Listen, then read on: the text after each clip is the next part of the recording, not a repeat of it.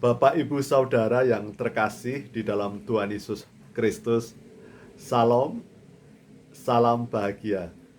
Pada kesempatan ini, saya hendak sharing pengalaman kehidupan yang masih seputar tentang kebahagiaan. Saya yakin hampir semua orang Kristen ingin hidupnya bahagia. Hidup bahagia di dunia, dan kemudian ketika dipanggil Tuhan juga dapat hidup bahagia bersama Tuhan di surga. Saya berharap dan saya berdoa Bapak, Ibu, dan saya bisa berbahagia di dunia ini dan juga bisa berbahagia di surga bersama Tuhan. Saudara-saudaraku, tentu kita semua sebagai orang Kristen terus dapat berusaha di dalam hidup ini untuk dapat berbahagia.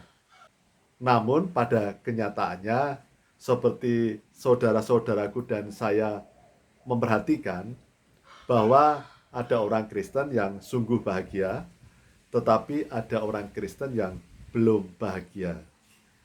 Jadi sebelumnya saya sudah memberikan sharing tentang 5 hal bagaimana bisa hidup bahagia di dalam praktek kehidupan. Dan saat ini saya akan melihat dari sisi yang sebenarnya terkait, tetapi ada hal yang fokus. Kita dicipta sebagai manusia, dipanggil oleh Tuhan sebagai orang Kristen adalah sesuatu yang sungguh-sungguh istimewa. Dan seharusnya orang Kristen menyadari hal tersebut. Karena apa? Ketika kita menjadi orang Kristen dan bersama Tuhan, maka sebenarnya Tuhan senantiasa ada di dalam diri kita. Roh Tuhan ada di dalam diri kita. Dan roh Tuhan itu adalah roh yang paling berkuasa. Lebih berkuasa daripada roh-roh penguasa yang ada di dunia ini. Termasuk penguasa-penguasa di udara. Jadi sebenarnya sebagai orang Kristen, dan orang Kristen tersebut di dalam Tuhan, maka orang Kristen bersama roh Tuhan. Jadi luar biasa. Tetapi pada kenyataannya di dalam praktek kehidupan, sering tidak sedikit orang Kristen yang lupa tentang hal tersebut. Lupa bahwa dirinya, hidupnya, roh, jiwa, tubuh ini adalah merupakan bait Roh Kudus, bait Roh Tuhan sendiri yang berkenan hadir di dalam diri manusia yang sungguh berdosa, namun sudah ditebus Tuhan Yesus Kristus dengan darahnya yang kudus dan mahal. Jadi manusia yang sungguh berdosa sudah ditebus oleh Tuhan Yesus Kristus dan menjadi kudus oleh Tuhan Yesus Kristus, oleh darah Tuhan Yesus Kristus, maka kemudian roh Tuhan, roh kudus berkenan untuk hadir bersemayam di dalam diri manusia. Oleh karena itu, manusia menjadi bait roh kudus, bait Tuhan. Betapa luar biasanya manusia. Tetapi jangan lupa bahwa iblis pun akan terus mengganggu, mencobai manusia untuk lupa, untuk tidak memperhatikan hal tersebut. Oleh karena kesibukan manusia, oleh karena beban berat kehidupan, justru lupa bahwa setiap orang Kristen itu adalah bait Roh Kudus, bait Roh Tuhan. Jadi sering kemudian manusia, orang Kristen, kemudian tidak mengkuduskan diri, kemudian tubuhnya, rohnya, jiwanya kotor oleh segala kedagingan, oleh segala sifat-sifat, oleh segala karakter kedagingan dan duniawi. Karena tubuh, roh, jiwa kotor, maka kemudian Roh Kudus akan semakin menghindar di dalam diri manusia.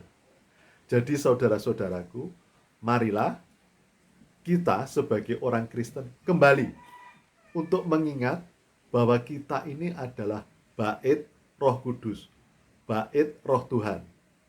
Karena bait Roh Tuhan, karena Tuhan adalah Maha Kudus dan Maha Suci, maka Tuhan akan bersemayam di dalam diri manusia kalau manusia itu bersih, suci, dan kudus. Jadi tidak mengkotori dirinya dengan hal-hal duniawi. Memang saudara-saudaraku, sering banyak pembelaan diri. Bahkan oleh iblis memutarbalikkan firman Tuhan. Mana-mana yang sebenarnya untuk dapat mengkuduskan tubuh dan mana yang harus dihindari. Bukan masalah salah dan benar. Misalnya saudara-saudaraku, rokok.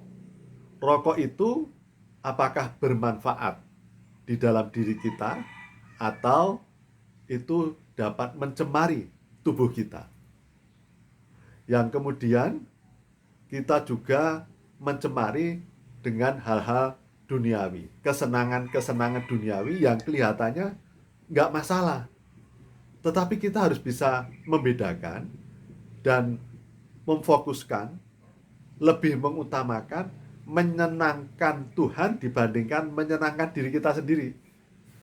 Saudara-saudaraku lebih tahu untuk memilih mana yang menyenangkan Tuhan dan mana yang menyenangkan diri kita sendiri.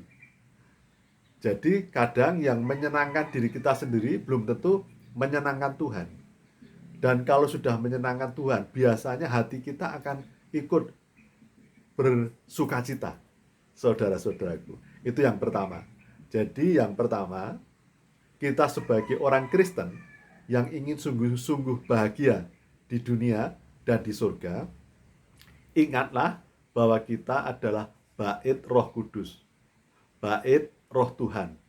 Jangan sampai roh, jiwa, tubuh kita kotori, kita cemari dengan hal-hal perbuatan, kemudian juga makanan ataupun pikiran ataupun tindakan yang membuat sedih, yang membuat prihatin Tuhan. Tetapi bagaimana agar apapun yang kita pikirkan, perkataan kita, makanan adalah yang menyenangkan hati Tuhan. Saudara-saudaraku dapat memahami dan pasti mengerti mana yang menyenangkan hati Tuhan dan mana yang hanya menyenangkan diri kita sendiri. Jadi kita harus menjaga sungguh bahwa hidup kita, tubuh kita, pikiran kita, perkataan kita harus mencerminkan kekudusan sehingga Roh Kudus berkenan bersemayam di dalam diri kita. Itu ada di dalam Korintus bahwa tubuh kita, hidup kita adalah bait Roh Kudus, bait Tuhan sendiri. Jadi saudara-saudaraku, kita manusia yang luar biasa di dalam Tuhan Yesus Kristus. Kita sudah dibayar, sudah ditebus dengan bayaran darah Tuhan Yesus Kristus yang sangat mahal. Jangan sia-siakan, jangan remehkan hal tersebut dengan hal-hal yang remeh-temeh, yang duniawi. Tetapi kita adalah anak-anak rohani yang sudah ditebus khusus dengan darah salib Tuhan Yesus Kristus. Yang pertama. Yang kedua, di dalam Hosea disampaikan bahwa kita harus sungguh-sungguh mengenal Tuhan Yesus Kristus. Kita harus bergaul dengan Tuhan Yesus Kristus secara dekat. Kita melekat dengan Tuhan Yesus Kristus secara intim. Kita memahami kehendak Tuhan Yesus Kristus. Kita sungguh-sungguh mengenali, seperti kita berhubungan dengan orang tua kita, dengan anak kita di dalam satu rumah, kita sudah saling mengenali, semakin dekat, semakin mengenali. Kita diminta untuk jangan suam-suam kuku. Ya, seperti di dalam Wahyu mengatakan harus sungguh-sungguh, harus totalitas untuk hidup bersama Tuhan Yesus Kristus. Kita menjadi Yesus kecil untuk menjadi berkat demi kemuliaan nama Tuhan. Dua hal itu yang paling utama. Dan kemudian kita harus memahami bahwa kita harus taat dan setia kepada Tuhan. Ketika kita benar-benar sebagai rumah Tuhan, bahwa tubuh kita adalah bait Roh Kudus, dan kita mengenal sungguh-sungguh akan Tuhan Yesus Kristus, berarti hidup kita pasti akan taat dan setia kepada Tuhan. Itu banyak firman-firman, ayat-ayatnya juga masih ada di Korintus. Ingat bahwa di dalam Yesaya pun mengatakan bahwa tangan Tuhan tidak kurang panjang untuk menolong kita. Tetapi persoalannya, apakah kita benar-benar sudah mengkuduskan hidup kita untuk menjadi bait Tuhan, dan kita sungguh-sungguh mengenal Tuhan Yesus Kristus secara pribadi, sehingga tangan Tuhan itu dapat menolong, melindungi, membimbing, memberikan damai sukacita surgawi kepada kita. Itu yang menjadi pokok persoalan, saudara-saudaraku. Maka, jikalau sungguh-sungguh memahami bahwa hidup saudara dan saya itu adalah bait Tuhan, bait Roh Kudus, dan kemudian kita sungguh-sungguh mengenal Tuhan, maka pastilah kita akan taat dan setia atas perintah-perintahnya. Kita akan taat dan setia menjalankan hukum-hukum Tuhan. Nah, kemudian bagaimana kebahagiaan orang Kristen tersebut? Apakah kemudian ketika kita sudah menjadi kudus, berusaha kudus, sehingga kita layak menjadi rumah Tuhan, dan kita sungguh-sungguh mengenal Tuhan, itu seperti apa kebahagiaan sebagai orang Kristen?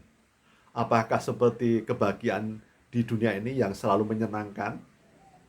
Jangan lupa bahwa kita harus memikul salib. Jadi kita harus memikul salib hidup kita. Jadi kalau kita sebagai orang Kristen yang sudah berusaha kudus, sehingga kita menjadi rumah Tuhan dan mengenal Tuhan dengan sungguh, harus siap-siap kita dipakai Tuhan untuk menyenangkan hati Tuhan. Yang kadang kita harus memikul salib yang sering tidak sesuai dengan pikiran-pikiran duniawi. Tetapi jangan lupa, saudara-saudaraku, dan yakinlah bahwa pikul salib kita, beban pikul salib kita itu tidak berat di dalam Tuhan. Saudara-saudaraku, marilah kita sungguh-sungguh berusaha untuk hidup kudus sehingga kita layak menjadi rumah Tuhan, dan kita sungguh-sungguh mengenal secara pribadi Tuhan Yesus Kristus sehingga kita selalu taat dan setia atas perintah-perintahnya, dan kita sungguh-sungguh hidup kita menyenangkan Tuhan. Kemudian kita siap untuk memikul salib Tuhan, dipakai Tuhan dalam apapun kondisi kehidupan. Tetapi penderitaan yang kita alami tidak lebih besar daripada kekuatan kita, karena Tuhan bersama kita. Berarti apapun situasi kondisi, selama kita sungguh-sungguh sudah menjadi rumah Tuhan yang kudus, sudah mengenal secara pribadi Tuhan Yesus Kristus, sudah taat dan setia kepada Tuhan, apapun kondisi kita, apapun penderitaan kita, kita tetap akan merasakan damai sukacita surgawi, bahagia dalam Tuhan yang melebihi dari segala akal. Jadi saudara-saudara, kita tidak perlu harus menunggu nanti di surga. Tetapi di saat kita di dunia ini, selama kita sungguh-sungguh hidup dalam Tuhan, taat dan setia atas perintah-perintahnya, kita berusaha hidup kudus dan mengenal secara pribadi Tuhan Yesus Kristus, maka damai sukacita surgawi akan kita rasakan di saat kita masih hidup di dunia ini dengan apapun kondisi kehidupan. Marilah kita menjadi orang yang selalu rendah hati, selalu hidup dalam Tuhan, bahwa hidup kita adalah milik Tuhan untuk dipakai Tuhan, menjadi berkat demi kemuliaan nama Tuhan. Jadi saudara-saudaraku, selama kita masih hidup, hidup kita bukan milik kita lagi, tetapi milik Tuhan untuk dipakai Tuhan menjadi berkat bagi kemuliaan nama Tuhan. Jangan lupa, yang pertama kita harus hidup kudus, karena kita adalah rumah Tuhan, bait Roh Kudus. Yang kedua, jangan lupa kita harus sungguh-sungguh mengenal Tuhan secara pribadi, sehingga kita selalu dekat intim dengan Tuhan. Kita menjadi rumah Tuhan dan mengenal secara pribadi Tuhan Yesus Kristus ketika kita taat dan setia kepada Tuhan dan mau memikul salib dalam hidup ini menjadi berkat demi kemuliaan nama Tuhan. Jika itu sudah kita laksanakan, percayalah bahwa akan ada damai sejahtera surgawi, akan ada kebahagiaan di dalam hidup kita di dunia ini. Tuhan memberkati. Salam, salam bahagia.